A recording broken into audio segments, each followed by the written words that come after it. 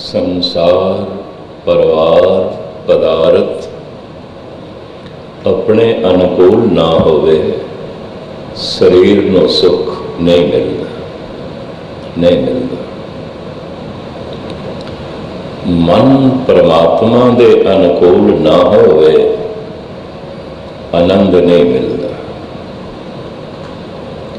मिलिया हुआ सुख पदार्थ तो, परिवार तो, संसार तो रोज रोज घट के दुख बन जाता है। अगर मन परमात्मा दे अनुकूल हो गया, आनंद रोज रोज वधदा जाएगा और उसकी कोई सीमा ही नहीं है। जब परमात्मा की सीमा नहीं है, उसके आनंद की भी सीमा नहीं। उन जगत दे भी कुछ सीखना है, कुछ ज्ञान हासिल करना है, किसी भी कारोबार का, किसी भी वस्तु का, किसी भी हस्ती का, तो ध्यान ते लाजमी चाहिए। ध्यान का ही फल है ज्ञान। ध्यान दे बीज दे चों ही ज्ञान पैदा होता है। किसी वस्तु का ज्ञान, किसी हस्ती का ज्ञान, किसी पदार्थ का ज्ञान या परमात्मा का ज्ञान। ध्यान तो बिना हासिल नहीं होता। इस वास्ते धर्म नूं ध्यान साधना कहते हैं। वस्तु दे, संसार दे, पदार्थ दे, किसी भी चीज़ दे ध्यान जोड़ी है कि जैसे ज्ञान मिल जाता है, ध्यान बिखर जाता है, ध्यान हट जाता है। जैसे भी किसी कारोबार का,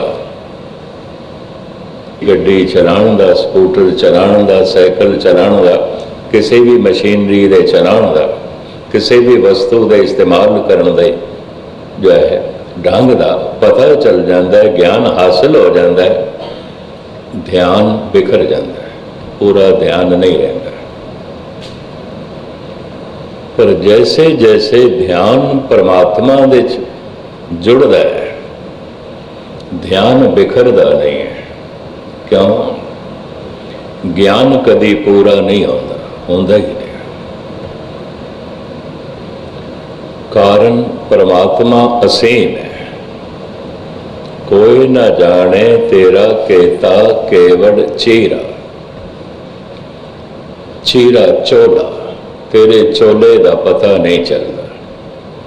तू कित्थों शुरू होना है, कित्थे खत्म होना है, कुछ नहीं। ना तू नाप दे चाहना है, ना तू तोल दे चाहना है। अतुल क्यों तोलिया जाए, ते ना ही तेरे गुण गिणती दे चाहते ने। अंत न सिफती कहन न अंत। बंदे कोल ये पैमाने तिन ने, नाप लेना, तोल लेना, गिण लेना। जिन्हों मैं पूरा तोल लिया है वो असीम नहीं है, बेअंत नहीं है। जिन्हों मैं पूरा नाप लिया है वो असीम नहीं है, बेअंत नहीं है। जिन्हों मैं अपनी गिणती विच पूरा ले आया वो असीम नहीं है, बेअंत नहीं है। ध्यान बख्शना। ध्यान परमात्मा विच बिखरदा ही नहीं। क्यों? गिणती पूरी नहीं होती। बहुता कहिए, बहुता होए, होर हो ही जाता, होर हो ही जाता। ना तोलिया जाता, ना नापिया जाता, ना गिणिया जाता है। इस वास्ते ध्यान रोज रोज गहरा होता जाएगा, ज्ञान रोज रोज उच्चा होता जाएगा, उच्चा होता जाएगा। सारे संतां कोल रास्ते होवेगा, पर फिर भी मैं अर्ज करा, हर संत की गहराई अपनी अपनी होवेगी, उचाई अपनी अपनी होवेगी।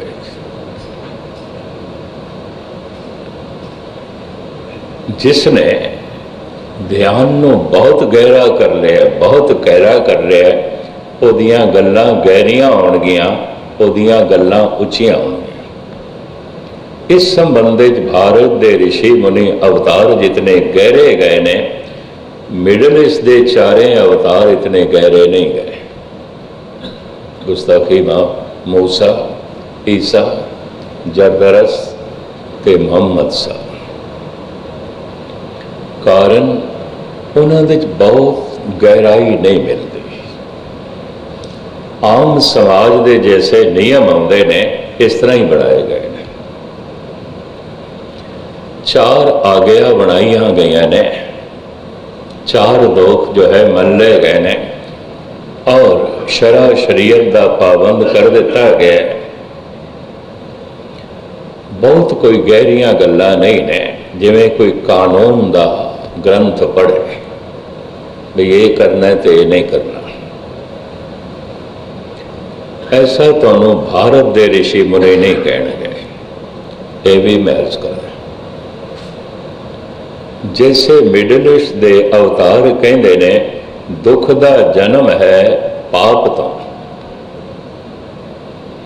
ते दुख किवें मिटेगा? पाप नूं मिटाओ, दुख मिट जाएगा।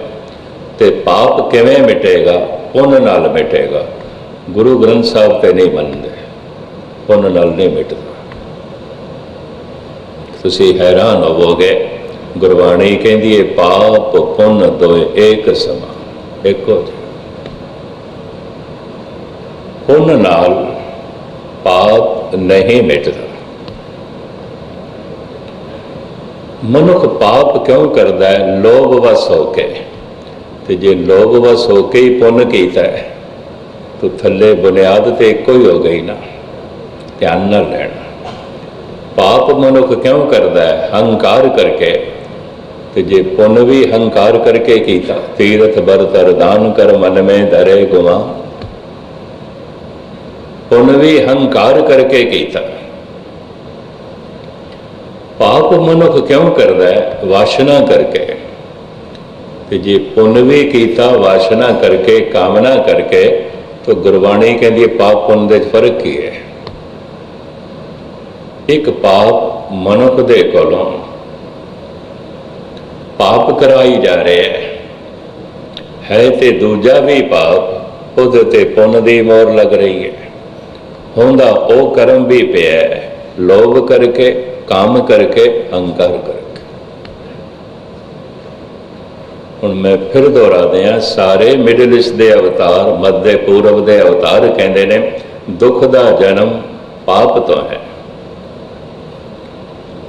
पाप किवें मिटेगा? पुण्य करके मिटेगा। जीवन भर मनुख दुखी रहिंदा है, इहदा मतलब पाप जीवन भर चलते हैं।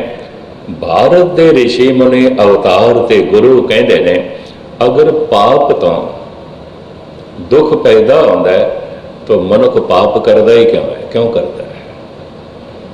दुख मनुख की मंग नहीं है, दुख मनुख की चाहत नहीं है, दुख मनुख की लोड़ भी नहीं है। तो जे दुख पाप तो पैदा होता है, ऐसा गुरबाणी नहीं कहती कि पाप तो सुख पैदा होता है। दुख तो पाप तो पैदा होता है, पर पाप एक फुल की तरह है जिहदे चों दुख का फल पैदा होता है। पाप बीज की तरह नहीं है। इन्हूं बड़े ध्यान नाल लेना। दुख का बीज पाप नहीं है, दुख का फुल हो सकता है। जैसे एक बीज फुल तक पहुंचे तो फिर फुल दे चों फल निकले। तो बीज की है अज्ञान, अज्ञान, ना समझे, पता ही नहीं। इतना पता चल जाए ये जहर है, मनुख नहीं पीता, नहीं पीता। बच्चे नूं अजे नहीं पता कि अग मेरा हाथ जला देगी। 1 साल का 6 महीने का मासूम बच्चा है, उन्होंने नहीं पता अग का। चंचल मत बारिक बपरे की सर्प अगन कर मेले। वो सप दे मूँह च भी उंगल देंदा, वो अग दे च भी हथ पांदा। पर जिस दिन इसनों पता चल जाता है सप दे मूँह च मैं उंगल दी तो मैं खत्म हो जावांगा, कट खाएगा। जे अग दे च मैं हथ पाया तो मैं जल जावांगा। जिस दिन उसनों ज्ञान हो जाता है अग दे च हथ नहीं पाता। ये ज्ञान तो उसनों मिल जाता है, जहर है नहीं पीनी, ये सप है ये मूँह दे च उंगल नहीं देनी, वड्डे होके पता चल जाता है। ये अग है मैं हथ नहीं पाना, जल जाता है। पर ये नहीं पता चलता कि ये पाप है, इससे दुख पैदा होगा, नहीं पता चलता। पाप मनुख करता है, पाप समझ के नहीं, ये भी महज करते हैं। जहर मनुख पींदा है ना समझी करके, अग दे च हथ पांदा है अज्ञान करके। जिस दिन ज्ञान हो जाता है फिर अग दे च हथ नहीं पांदा। अवतार मना करते ने, हथ न लाई कुसंबड़े जल जासी ढोला, अग दे च हथ ना पाए जल जाएगा, जल जाएगा। जहर जहर है, सप सप है, अग अग है, पता चल जाता है, हथ नहीं पांदा। पाप भी अग है, पाप भी जहर है,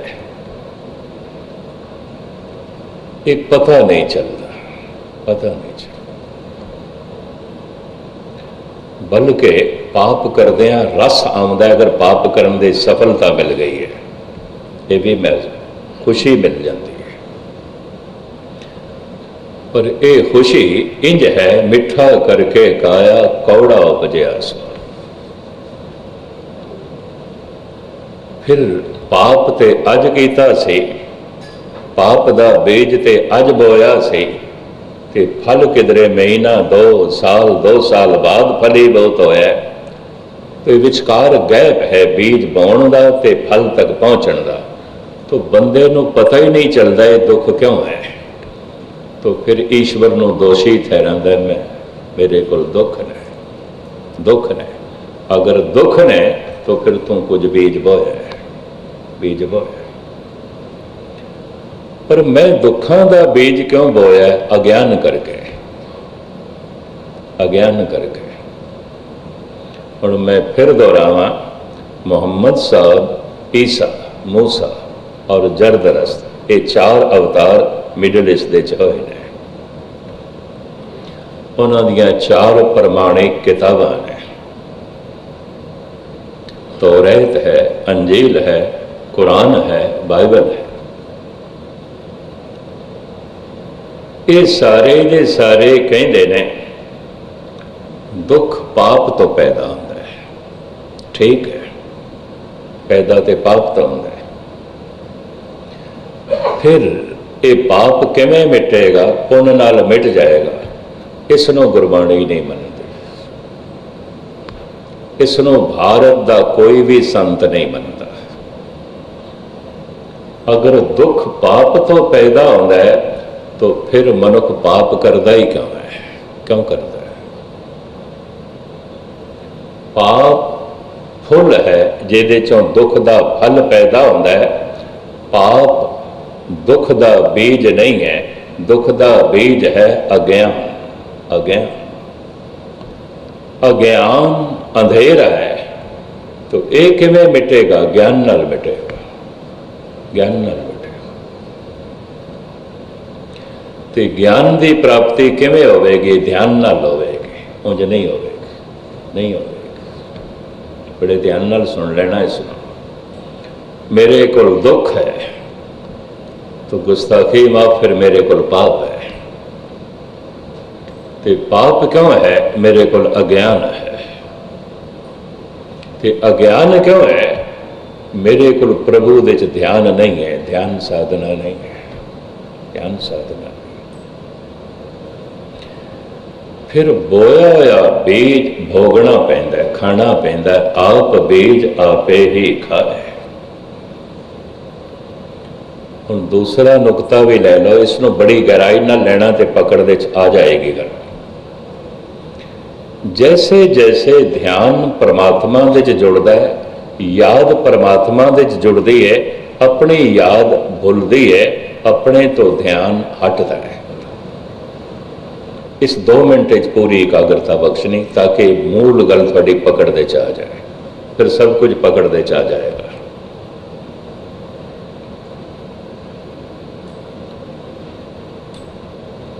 परमात्मा दे च जैसे जैसे मनुख ध्यान जोड़ता है, अपने तो ध्यान हटता है। जैसे जैसे परमात्मा दे च ध्यान गहरा होंदा है, ज्ञान मिलता है, वैसे वैसे अपनी याद मिटती जा रही है, अपने तो ध्यान हटता जा रहा है। जिस दिन ध्यान शिखर ते पहुंच जाता है, अपना ध्यान तो बिल्कुल हट जाता है, अपनी याद नहीं रही, तो फिर की होता है, अपने विच ते दुख सन, वो दुख याद नहीं रहता, अपने विच ते चिंतावां सन, बहुत कुछ ऐसा सी जो मैं चाहता सी ए होवे, ए होवे, ए होवे, उहदे च ध्यान ही नहीं रहा। परमात्मा दा ध्यान सब कुछ तो ध्यान हटा देता है, सब कुछ भुला देता है। महाराज कहते भी ने, सभे गल्लां विसरन इको विसर न जाए। पर उस एक दे च शक्ति इतनी है, अगर वो एक याद आ जाए तो सारियां गल्लां आपे ही भुल जाती हैं। कोई एक दी याद इतना आनंद है, इतना रस है, इतना खेड़ा है, अपनी याद भुल जाती है। तो हुण भावें कोई बंद बंद कटदा पे, अपनी याद ही कोई नहीं। याद दे परमात्मा है, बड़े ध्यान नाल सुन लेना। हुण भावें कोई सूली ते चढ़ा रहे, अपने भी ते ध्यान ही नहीं, ध्यान ते परमात्मा च है, उत्ते आनंद बने हुए हैं। आम बंदे शक दे च रह जाते हैं, सूले ते चढ़िया होया कोई आनंद दे च किस तरह है, तत्ती ते तवी ते बैठे होया कोई रस दे च किस तरह है। इनू पूर्ण सच्चाई लेना, रंचक मात्र शंका न करना। कोई तत्ती तवी ते बैठे होया भी पूर्ण आनंद विच है, कोई फुल्लां दी सेज ते भी तड़पदा होया है, कोई सूली ते टंगिया होया भी पूर्ण आनंद विच है, कोई मखमली गदेलियां ते बैठे होया भी जलदा पिया। जिसदा ध्यान अपने विच है, अपने विच ते चिंता है, अपने विच ते दुख है, अपने विच ते मौत है, अपने विच ते बीमारियां ने, अपने विच ते रोग ने, अपने विच ते सोग ने, अपने विच ते औगण ने। जो अपनी याद दे च बैठा है, दुख दे च बैठा है, चाहे सारी सृष्टि का राजा ही क्यों ना होए। जो परमात्मा की याद दे च बैठा है, बड़े आनंद दे च बैठा है, भावें तत्ती तवी ते ही क्यों ना बैठा होए, भावें सूली ते ही क्यों ना टुके। इसे नूं गुरु अर्जन देव जी महाराज कहते हैं, बड़े ध्यान नाल सुन लेना, से नंगे नए नंग थानों दिसदे पे होणगे, बस्ता टूटी चौक झोंपड़ी चीर सब जन्ना, इहदे ते कपड़े पाटे हुए, कितनी निक्की जी झुग्गी च रहिंदा पिया। कुछ बड़े बड़े दार्शनिक लोगों ने लिखे, हैरान हो जाते हैं, एक झुग्गी च बैठा इतने आनंद दे च, एक पाटे हुए कपड़ियां च बैठा इतने आनंद दे च। दरअसल अपनी याद दे च नहीं बैठा, अपनी याद च होवे तो दुखी हो जाएगा, फिर तो झुग्गी औखा करेगी, फिर तो पाटे हुए कपड़े परेशान करेंगे, फिर तो बेसवादा भोजन बड़ा दुखी करेगा। अपनी याद ही नहीं है, याद परमात्मा दी, अपने च ध्यान ही नहीं है, परमात्मा दे च ध्यान है। तो जब परमात्मा दे च ध्यान है तो ज्ञान भी परमात्मा का है। परमात्मा का ध्यान अपने तो ध्यान हटा देता है, हटा देता है। मां जद कबीर नूं कहती है, तू बहुत थोड़ा काम करदा है, इहदे नाल थोड़े पैसे आउंदे ने, इहदे नाल घर दी उपजीविका नहीं चलती, ज्यादा काम करया कर। कबीर कहन, मां अजे मेरा ध्यान ऐसा पक्का नहीं है कि कम करदिया होया मैं अपने ध्यान नूं परमात्मा च जोड़ सकां। अजे मेरी मत पकी नहीं, जब लग तागा बाहों बेही, तब लग बिसरे राम सने। जब मैं कपड़ा बुनदा तो ध्यान मेरा इहदे च हो जाता है, तो ध्यान परमात्मा तो हट जाता है। हुण मैं फिर जो है अर्ज करा, जितना अपने विच ध्यान गहरा होवेगा वो मनुख उतना ही चिंतातुर होवेगा, उतना ही चिंता। ध्यान अपने विच जितना गहरा होवेगा उतना ही दुखी होवेगा। क्यों? सागर लहरां तो बिना होंदा ही नहीं, संसार चिंतावां तो बिना होंदा ही नहीं। सागर लहरां तो बिना होंदा ही नहीं, संसार दुखां तो बिना होंदा ही नहीं, होंदा ही नहीं। सागर लहरां तो बिना होंदा ही नहीं, संसार परेशानियां तो बिना होंदा ही नहीं। अपनी याद दे विच परेशानी ही परेशानी, अपने विच ध्यान ते दुख ही दुख। जैसे कोई ध्यान शब्द दे जोड़दा है, शब्द की धुन दे यही परमात्मा की आवाज़ दे ध्यान जोड़ना है। जैसे जैसे ध्यान परमात्मा दे जुड़ेगा वैसे वैसे ध्यान अपने तो हटेगा। मैं देखदा संसार दे भ्रमण करदे कईयां नूं ये गल बड़ी गहरी पकड़ दे च आ जाती है, तो मैनूं कहंदे ने ज्ञानी जी हुण सानूं समझ आ गई कि सूली ते चढ़िया कोई हसदा किवें पिया, तत्ती तवी ते बैठिया कोई मुस्कुरांदा किवें पिया, बंद बंद कटे जा रहे हैं कोई हसदा किवें पिया, दीवारां दे चिणिया जा रहा है कोई मुस्कुरा किस तरह रहा है। ये सानू हुण पता चले। ये नुकता मैं थोड़े सामने फिर दोहरावां। जितना ध्यान अपने विच होवेगा उतना ही दुख होवेगा। अपने च ध्यान जितना गहरा होंदा जाएगा उतनी चिंता, उतनी परेशानी, उतना क्लेश, उतना संताप। जैसे ध्यान परमात्मा दे च होवेगा अपने तो ध्यान हट जाता है। परमात्मा आनंद स्वरूप है, फिर आनंद ते बन जाता है, दुख नहीं। क्यों? अपने विच ध्यान ही कोई नहीं, ध्यान परमात्मा च है। इन्हों विद्वान इंज भी कहते हैं, जितना कोई मनुख ध्यान परमात्मा दे जोड़ता है और जोड़ी जाता है उतना परमात्मा ते प्रगट हो ही जा रहा है, मनुख मिटदा जा रहा है, मिटदा जा रहा है। ये दूजा रूप में बयान कर रहा। उतनी मिकदार दे परमात्मा प्रगट होंदा जा रहा है जितनी मिकदार दे ध्यान परमात्मा दे जुड़दा जा रहा है, तो उतनी मिकदार दे अपना आप मिटदा जा रहा है जितने मिकदार दे अपने तो ध्यान हटदा जा रहा है।